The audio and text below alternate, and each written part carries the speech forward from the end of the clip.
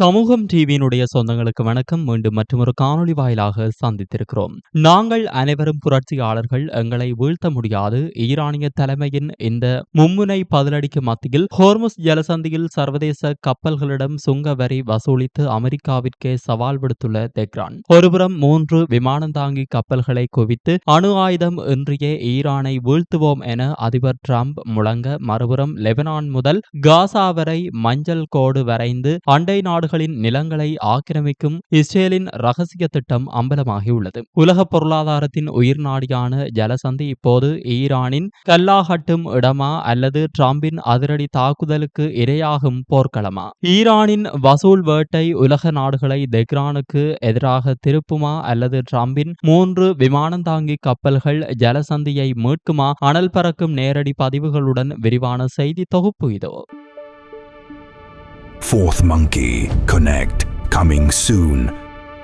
Iran America Israel மோதல் 56வது நாளை எட்டியுள்ள நிலையில் பிராந்தியத்தில் பதட்டம் தொடர்ந்தாலும் சில முக்கிய அரசியல் முன்னேற்றங்களும் ஒரே நேரத்தில் நடைபெற்று வருகின்றன. அமெரிக்க அதிபர் டொனால்ட் ட்ரம்ப் வெள்ளை மாளிகையில் இஸ்ரேல் மற்றும் லெபனான் தூதர்களுடன் நடத்திய பேச்சுவார்த்தைகளுக்கு பிறகு இரு நாடுகளுக்கிடையிலான போர் நிறுத்தத்தை மேலும் 3 வாரங்களுக்கு நீடிப்பதாக அறிவித்துள்ளார். இதே நேரத்தில் ஈரானுடன் உடனடி ஒப்பந்தம் சாத்தியமுள்ளதாக அவர் கூறினாலும் நிரந்தர ஒப்பந்தத்திற்காக காத்திருக்க தயாராக இருப்பதாகவும் தெரிவித்துள்ளார். ஆனால் பதற்றம் குறையவில்லை. தெற்கு லெபனானில் இஸ்ரேல் மேற்கொண்ட தாக்குதலில் 3 உயிரிழந்துள்ளதாக தகவல்கள் வெளியாகியுள்ளன. இதேவேளை ஈரான் தரப்பு தங்களது துறைமுகங்கள் மீது அமெரிக்கா விதித்துள்ள கடற்படை முற்றுகையை பேச்சுவார்த்தைகள் முன்னேற்றத்திற்கான முக்கிய காரணம் என குற்றம் சாட்டுகிறது. இந்த முற்றுகை நிலை தொடரும் வரை அமைதி பேச்சுவார்த்தைகள் உறுதியான பாதைக்கு செல்லாது என்ற நிலைப்பாட்டை தெஹ்ரான் தொடர்ந்து வலியுறுத்தி வருகிறது. ஹோர்முஸ் ஜலசந்தி தொடர்பான பதற்றமும் குறையவில்லை. அந்த முக்கிய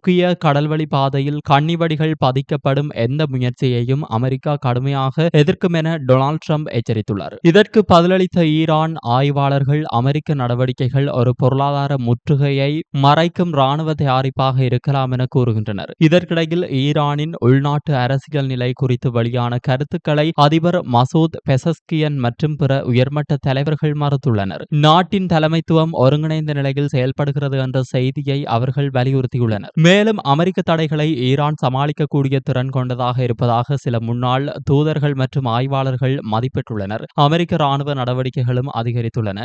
USS ஜார்ஜ் H.W. புஷ் என்ற விமானம் தாங்கி கப்பல் மத்திய கிழக்கில் களமிறங்கியுள்ளதாக தகவல்கள் தெரிவிக்கின்றன. இதனால் அந்த பகுதியில் அமெரிக்காவின் ராணுவ இருப்பு மேலும் வலுப்பெற்றுள்ளது. இதே நேரத்தில் இஸ்ரேல் தரப்பு மீண்டும் போருக்கு தயாராக இருப்பதாக கூறியுள்ளது. பாதுகாப்பு அமைச்சர் இஸ்ரேல் ஹாட்ஸ் அமெரிக்காவின் பச்சை சமிக்ஞை கிடைத்தால் நடவடிக்கை எடுக்க தயார் என தெரிவித்துள்ளார். இதற்கு இணையாக ஹிஸ்புல்லா வடக்கு இஸ்ரேல் மீது ராக்கெட் தாக்குதல் நடத்தியதாகவும் அது போர் நிறுத்த மீறலுக்கான பதிலடி எனவும் தெரிவித்துள்ளது. மொத்தத்தில் போர் நிறுத்தங்கள் நீடிக்கப்பட்டாலும் கடற்படை முற்றுகைகள், பரஸ்பர குற்றச்சாட்டுகள் மற்றும் இடைக்கிடை தாக்குதல்கள் ஆகியவை காரணமாக நிலைமை இன்னும் மிகுந்த பதட்டத்துடனும் நிச்சயமற்றதுடனும் தொடர்கின்றன.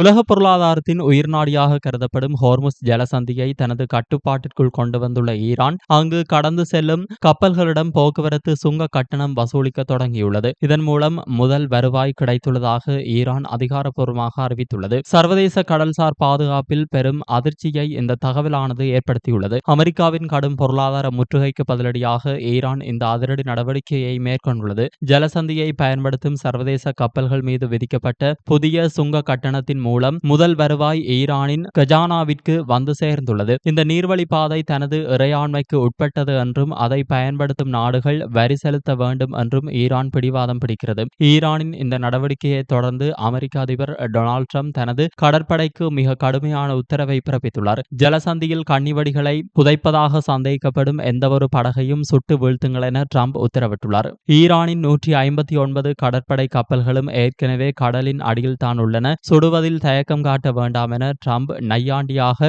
பதிவிட்டுள்ளதால் பதற்றம் பல மடங்கு அதிகரித்துள்ளது. உலகின் மிக முக்கியமான எண்ணெய் கப்பல் போக்குவரத்து வழித்தடத்தில் ஈரான் சுங்க வரி வசூலிப்பது உலக நாடுகளை கவலையடைய செய்துள்ளது. இந்த வரி விதிப்பால் சர்வதேச சந்தையில் கச்சா எண்ணெய் விலை கடுமையாக உயரும் அபாயம் ஏற்பட்டுள்ளது. அமெரிக்காவின் வான் பாதுகாப்பு அமைப்புகள் தெஹ்ரான் மீது குண்டுவெடிப்புகளை தடுத்து வரும் சூழலில் கடலில் ஈரானின் இந்த வசூல் வேட்டை புதிய மோதலுக்கு வித்திட்டுள்ளது.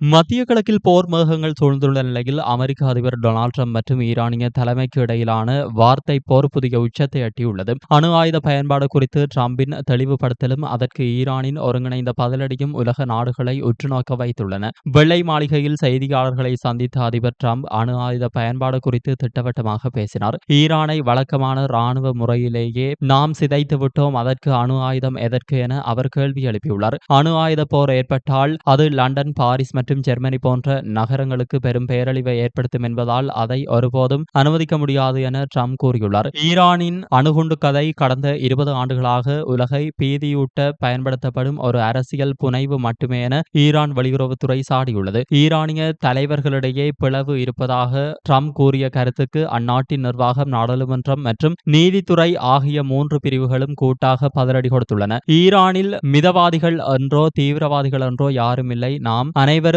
ஈரானியர்கள் மற்றும் புரட்சியாளர்கள் எமது உச்ச தலைவருக்கு கீழ்ப்படிந்து ஆக்கிரமிப்பாளர்களை வருந்த செய்வோம் என அவர் பதிவிட்டுள்ளார்.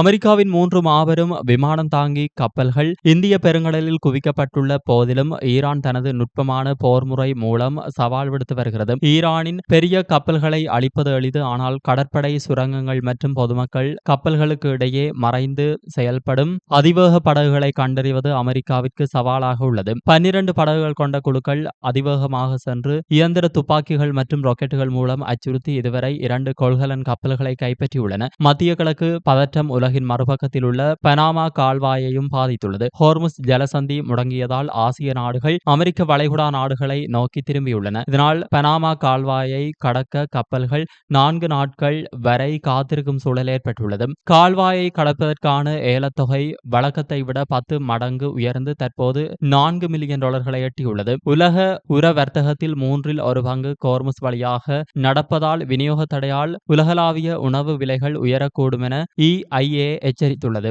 மத்திய கிழக்கில் இஸ்ரேல் மேற்கொண்டு வரும் போர் நிறுத்த பேச்சுவார்த்தைகள் ஒருபுறம் இருக்க, மறுபுறம் அதன் அண்டை நாடுகளின் நிலப்பரப்பை கையகப்படுத்தும் ஒரு நீண்டகால ராணுவ திட்டம் அரங்கேறி வருகிறது. இஸ்ரேல் விரும்புவது சமாதானத்தை அல்ல, மாறாக தனது பாதுகாப்பிற்காக பிற நாடுகளின் நிலங்களை இடைநிலை மண்டலங்களாக மாற்றுவதையே என ஆய்வாளர்கள் எச்சரிக்கின்றனர். இஸ்ரேலிய ராணுவ கோட்பாட்டின்படி ஒரு நாடு தனது பாதுகாப்பை உறுதிப்படுத்த அண்டை நாட்டின் நிலப்பரப்பின் ஒரு பகுதியை தனது கட்டுப்பாட்டிற்குள் வைத்திருக்க வேண்டும். தெற்கு லெபனானில் தற்போது கிராமங்கள் இடிக்கப்பட்டு வரும் நிலையில் அந்த பகுதியை ஒரு சுதந்திர பொருளாதார மண்டலமாக அல்லது இஸ்ரேலின் நேரடி ஆதிக்கத்தில் உள்ள இடைநிலை மண்டலமாக மாற்ற திட்டமிடப்பட்டுள்ளது. சிரியாவில் ஹிஸ்புல்லா அச்சுறுத்தல் இல்லாத போதிலும் அங்குள்ள நிலப்பரப்பை ஆக்கிரமித்து பொதுமக்களை தடுத்து வைத்துள்ளது இஸ்ரேல். இது தற்காப்புக்காக அல்ல, பிராந்திய மேலாதிக்கத்திற்காகவே என தெரிகிறது. காசா பகுதியில் இஸ்ரேல் செயல்படுத்தி வரும் மஞ்சள் கோடு திட்டம் அதன் நோக்கத்தை தெளிவுபடுத்துகிறது. எந்தவொரு ஒப்பந்தத்திலும் தற்காப்புக்கான உரிமை இஸ்ரேலுக்கு மட்டுமே உண்டு என்பதை உறுதிப்படுத்துவதில் இஸ்ரேல் பிடிவாதமாக உள்ளது. பலஸ்தீனியர்களை தனது